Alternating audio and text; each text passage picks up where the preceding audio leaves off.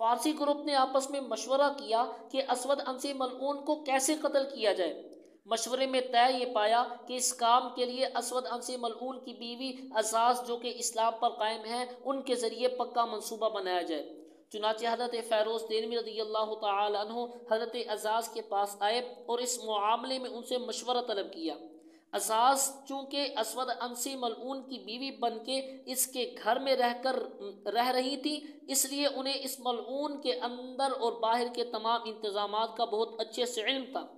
عزاز نے حضرت فیروز دہلوی رضی اللہ تعالی عنہ سے کہا کہ اسود پر سخت پہرا رہتا ہے، کوئی جگہ ایسی نہیں جہاں پہ پہرے دار نہ ہو، البتہ ایک کمرہ گھر کا ایسا ہے کہ اس کے باہر کی جانب سے کوئی پہرے دار نہیں ہے، اس لیے اس کمرے کی دیوار میں نقب لگا کر تم اندر آ جاؤ، میں کمرے میں چراغ اور اسلحہ رکھ دوں گی، اس طرح دوسرے کمرے میں موجود اسود عنسی کذاب تک تم پہنچ جاؤ گے۔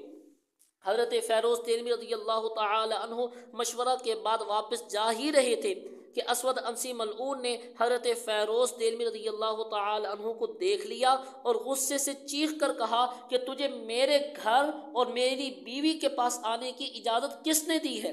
یہ کہہ کر اس کذاب نے حضرت فیروز دہلوی رضی اللہ تعالی عنہ کی گردن مروڑنے کی کوشش کی۔ قریب تھا کہ یہ ملعون حضرت فیروز کو قتل کر دیتا، لیکن اندر سے اسود عنسی کی بیوی عزاز آئی اور کہا کہ یہ میرا چچا زاد بھائی ہے، ملنے کے لیے آیا تھا۔ اسود نے اپنی بیوی کی محبت میں کہا کہ تم چپ ہو جاؤ، چلو میں نے تمہاری خاطر اس کو معاف کر دیا۔ حضرت فیروز دہلوی رضی اللہ تعالی عنہ اپنے ساتھیوں کے پاس واپس چلے آئے۔ اب سب حیران تھے کہ کیا کرنا چاہیے۔ ابھی یہ سوچو بچار میں تھے کہ عزاز نے ان کو پیغام بھیجا، پریشان مت ہو اور جو منصوبہ بنایا ہے اس کو عملی جامہ پہناؤ۔ چنانچہ جب رات کا سناٹا چھا گیا، اسود عنسی کذاب نے خوب شراب پی اور مست ہو کر سو گیا۔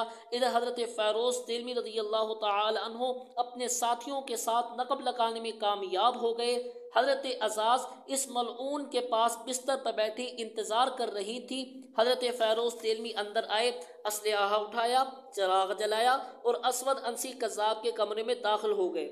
جو ہی حضرت فیروز دہلوی رضی اللہ تعالی عنہ قریب آئے تو اسود عنسی ملعون آہت سے اٹھ بیٹھا۔ حضرت فیروز نے سوچا کہ اگر واپس کیا تو یہ مجھے قتل کر دے گا اور ساتھ میں اپنی بیوی عزاز کو بھی۔ یہ سوچ کر حضرت فیروز رضی اللہ تعالی عنہ نے اس پر حملہ کر دیا۔ اسود عنسی ملعون جسم و طاقت کے لحاظ سے بہت مضبوط تھا، لیکن حضرت فیروز دہلوی رضی اللہ تعالی عنہ نے اس کی گردن توڑ دی اور اس کی کمر میں گھٹنے دبا کر ایک لمحے کے لیے اس ملعون کو ٹھنڈا کر دیا۔ جب حضرت فیروز دہلوی رضی اللہ تعالی عنہ کے ساتھی مل کر اس ملعون کا سر کاٹنے لگے تو اسود عنسی ملعون کے شیطان نے پھر اس کذاب کو حرکت دے دی۔ اب یہ کذاب پوری طاقت کے ساتھ ایک دم اچھلا اور کسی کے قابو میں نہیں آ رہا تھا۔ آخر کار حضرت فیروز دہلوی رضی اللہ تعالی عنہ کے دو ساتھی اس ملعون کی پیٹھ پر بیٹھ گئے۔